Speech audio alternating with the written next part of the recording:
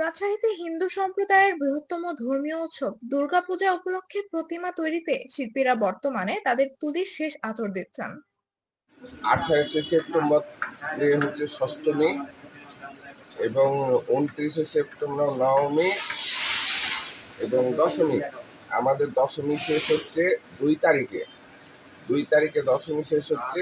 আমরা আগামী রবিবারে সকলে মিলে সুন্দরভাবে দশমী দিব, এই আশা রেখে আমরা প্রশাসনকেও বলেছি তারা যেন চারিসাইডটা সুন্দর করে নিরাপত্তার চাদরে ঢেকে রাখে।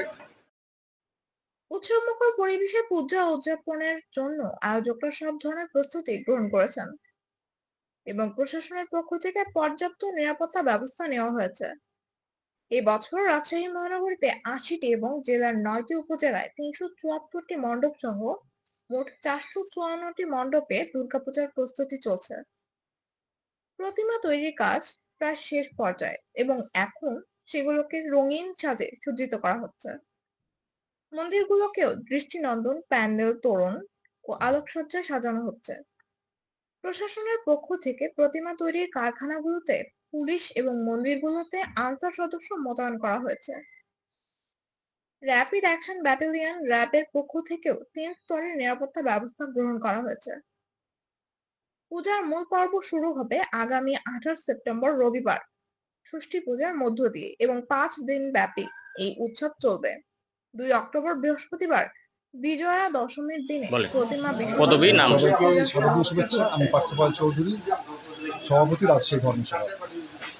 আগামী ২৮ তারিখ থেকে ২ তারিখ পর্যন্ত সনাতন ধর্মাবলম্বীদের সবথেকে বড় উৎসব শারদীয় উৎসব যথাযোগ্য মর্যাদার সাথে প্রতি বছরের মতো এবারও রাজশাহীতে উদযাপন হচ্ছে। মহানগরে প্রায় ৮০টি পূজা মণ্ডপে এবার দুর্গাপূজা অনুষ্ঠিত হবে এবং রাজশাহী বিভাগে প্রায় ৪৫০র মতো দুর্গা মণ্ডপে, স্থায়ী এবং অস্থায়ী মণ্ডপে দুর্গা প্রতিমার আগমন হবে। এই দুর্গা প্রতিমার শারদীয় উৎসব আগমন উপলক্ষে সাজ রব পড়ে গেছে সনাতনীদের মধ্যে। পাশাপাশি এই পূজা যাতে নির্বিঘ্নে উত্তরিত হয় এই কারণে প্রশাসন, স্থানীয় নেতৃবৃন্দ, সনাতন ধর্মাবলম্বী যারা আছেন ধর্মীয় নেতারা এবং যারা অন্যান্য ধর্মের যারা নেতারা আছেন তারা সবাই তৎপর হয়ে আছেন যাতে এই পূজা সুন্দর এবং সুষ্ঠুভাবে প্রতি বছরের ন্যায় এবারও রাজশাহীতে উদযাপন করা হয়। ইতিমধ্যে পুলিশ প্রশাসন, ডিসি মহোদয় এবং বিভিন্ন পর্যায়ের সরকারি নিরাপত্তা বাহিনীর সরকারি কর্মকর্তারা, র্যাব সহ মুহুর্মুহু মিটিং করেছেন তারা যাতে এই পূজাটাকে সুষ্ঠুভাবে।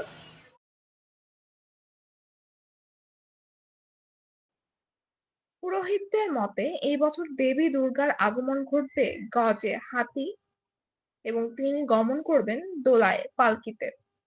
দেবীর আগমন ও গমনের বার্তায় কিছুটা দুর্যোগের আমি বাংলাদেশ পূজা উদযাপন ফোরাম রাজশাহী মহানগরের সাধারণ সম্পাদক অশোক কুমার সাহা। আমাদের রাজশাহী শহর মহানগরে ৮০টি পূজা মণ্ডপ হচ্ছে।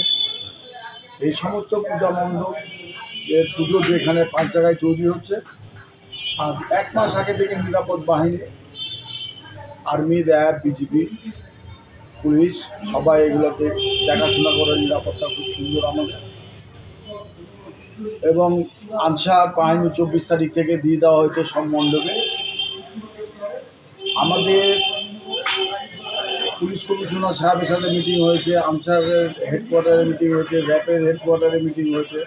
আমার দিকে দেখেন দাদা, ওনারা সবাই আমাদের পূজার উপরে একবারে 100% কোনো রকম অসুবিধা নাই এই আশ্বাস দিয়েছেন।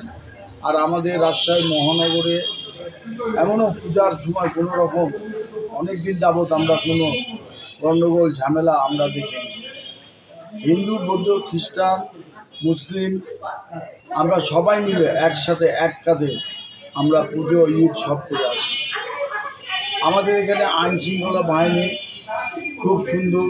আমরাও মাঝে মধ্যে যে খোঁজ খবর নিচ্ছি মণ্ডপ ওনারা বলছে হ্যাঁ পেট্রোল ডিউটি এসে সব দেখে যাচ্ছে, বিভিন্ন আর্মি, তারপরে র্যাব, তারপরে পুলিশ, তারপরে আপনার বিজিবি, ওনারা টহল দিচ্ছে এবং যেখানে যেখানে পূজা তৈরি হচ্ছে সেখানেও ওনারা এসে খোঁজ খবর নিয়ে যাচ্ছে এবং ডিউটি আছে।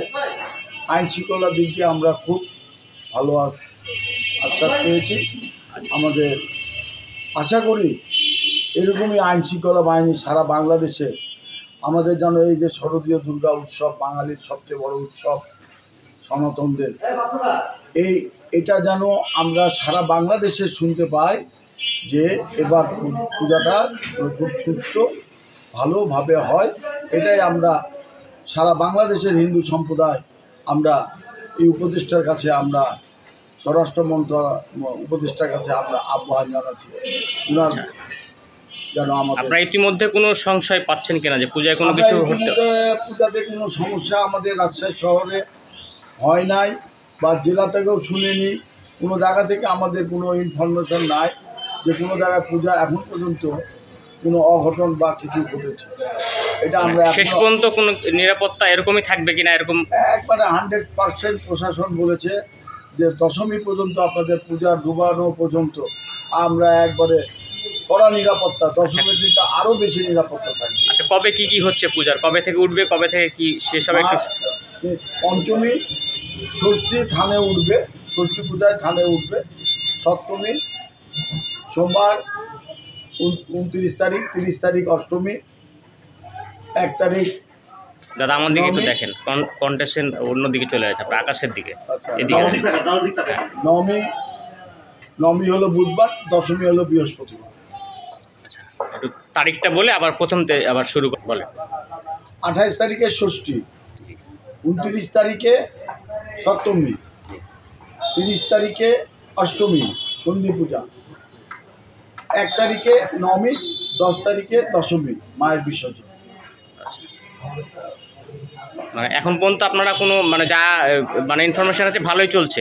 আমাদের সব কিছু ইনফরমেশন ভালো, আমাদের কোনো রকম কোনো ভয়ভীতি বা কোনো জায়গায় কোনো দুর্ঘটনা বা কোনো ঘটনা এখন পর্যন্ত আমরা পাই না।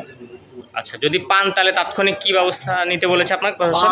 পেলে আমাদেরকে সব প্রশাসনের হেড ডাইরেক্ট আপনার কন্ট্যাক্ট নাম্বার আছে, হটলাইন, ওনারা বলেছে কোনো রকম কিছু হলে আপনারা অনেকজন মোবাইল দিয়ে ওই যে ইয়ে করে বা কোনো কিছু হলে আপনারা রিং করার সঙ্গে সঙ্গে আপনাদের 2 মিনিটে ওখানে আপনাদের আশেপাশে আমাদের বাহিনী সব আছে, আপনারা ওখানে 2 মিনিটে হাজির হয়ে যাবেন।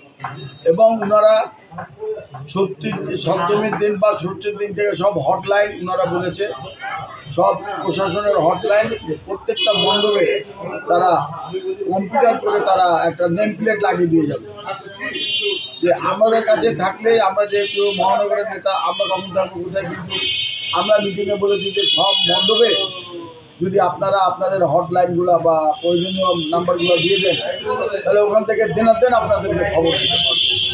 ওনারা আশ্বাস দিয়েছে সব মণ্ডপে তাদের হটলাইন নাম্বার তারা পৌঁছায় দেবে, এবং ক্যামেরা না থাকলে যারা ক্যামেরা লাগাতে পারবে না তাদেরকে ক্যামেরারও ব্যবস্থা করে দিয়েছে। সেটা হলো অনেক সংস্থা ওখানে মিটিংয়ে ছিল, জামাত ছিল, তারপরে বিএনপি, মানে রাজনৈতিক দলরাও বলেছে, অনেকজন সামাজিক থেকে বলেছে যে আমরা যদি না থাকি আমরা থানাতে ক্যামেরা পৌঁছে দেবো, আপনাদের ক্যামেরা থানাতে লাগিয়ে দেবো। আমরা